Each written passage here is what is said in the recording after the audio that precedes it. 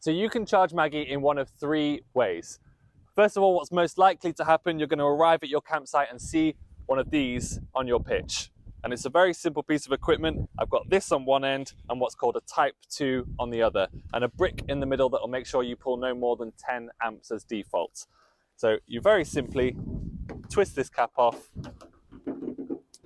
throw this in the other end of the campsite, and you're away. Secondly, you will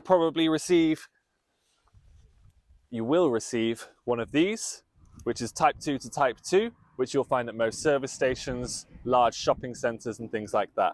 That'll charge a lot faster, and that's probably the best port of call if you want to top up whilst you're on the road and you want to go a bit further. Another thing I should mention is you also have this 3-pin plug adapter, which very simply replaces the blue end here. So you can twist it off here and replace it with a 3-pin plug so you can charge from a 3-pin plug socket.